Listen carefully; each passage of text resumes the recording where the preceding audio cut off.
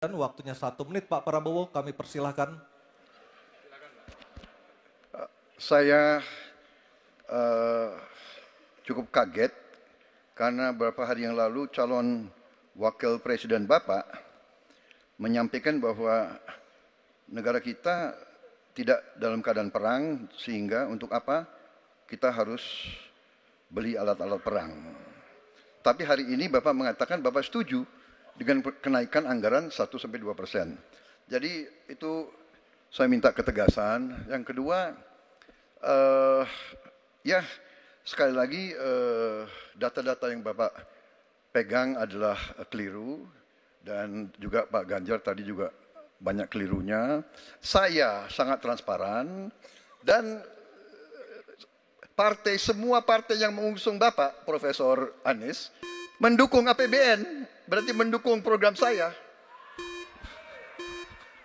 Termasuk PDIP di Komisi 1. Waktu habis. Baik, Pak Prabowo. Habis. Baik, Pak Anies silakan untuk menjawab pertanyaan Pak Prabowo, waktu Anda 2 menit. Silakan. Ya, jadi kita butuh pertahanan yang sesuai dengan ancaman nyata yang ada di depan kita. Ancaman ini dirasakan oleh siapa? Dirasakan bukan saja di dalam batas-batas teritorial, tapi juga di keluarga. Bagaimana ancaman atas penipuan online, bagaimana ancaman atas peretasan, bagaimana ancaman atas judi online, bagaimana ancaman-ancaman terorisme. Itu semua membutuhkan perhatian. Jadi bukan memutuskan untuk belanja alutsista berdasarkan selera dan berdasarkan preferensi masa lalu, tapi justru harus mencerminkan kebutuhan masa depan.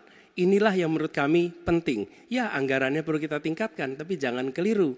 Ancamannya juga mengalami pergeseran. Jadi itulah sebabnya mengapa kita melihat perlunya ada strategi yang baik. Supaya apa?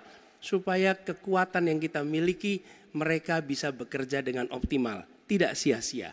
Lalu Pak Prabowo yang saya hormati, ini bukan soal pribadi, ini soal negara, ini soal policy. Penjelasannya ya di tempat ini, bukan di ruang-ruang tertutup yang tidak diketahui oleh publik. Justru kalau Bapak ketahui datanya salah, tunjukkan di tempat ini sehingga publik bisa mengetahui, bukan dalam pertemuan-pertemuan lain yang tidak jelas dari mana kita bisa menilai akurasinya. Jadi menurut hemat kami, bila ada di antara kami yang faktanya keliru, Bapak tunjukkan. Tapi kalau Bapak tidak menunjukkan, berarti memang faktanya benar. Itulah kenyataan yang ada di lapangan.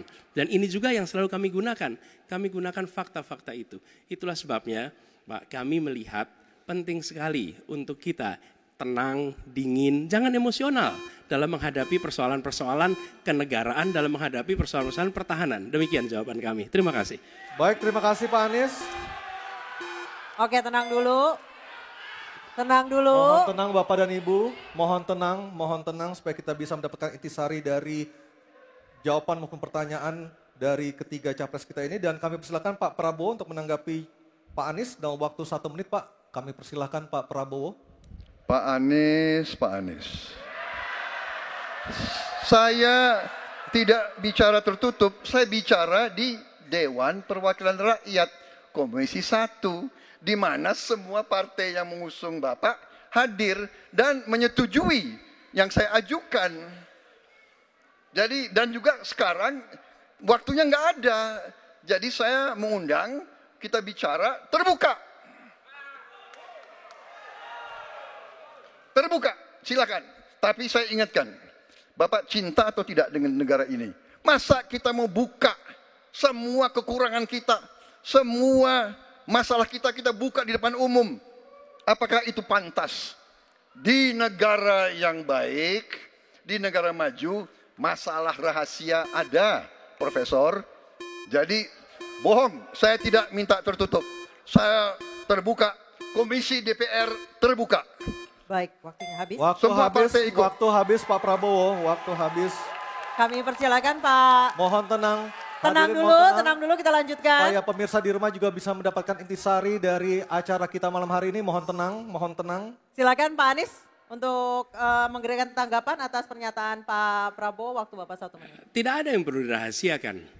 Bapak Presiden menyampaikan, Bapak punya lahan lebih dari 340.000 hektar, sementara TNI kita, prajurit kita, selebih dari separuh tidak punya rumah dinas. Itu fakta, tidak perlu dibicarakan secara tertutup. Itu kekurangan yang harus kita perbaiki. Dan ketika tadi Bapak mengatakan, Bapak akan meningkatkan kesejahteraan.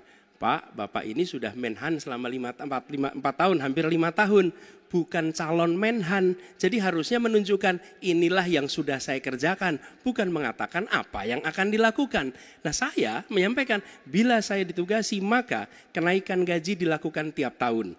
Maka perumahan prajurit TNI dipastikan dibangun. Sehingga mereka tidak perlu ngekos, tidak perlu mereka sewa. Dan mereka bisa tenang. Mereka diminta mempertahankan setiap jengkal, tapi kita tidak memberikan tempat tinggal bagi mereka berdinas. Itu tidak benar, itu harus dikoreksi. Baik, waktu habis. Terima kasih Pak Anies. Mohon tenang.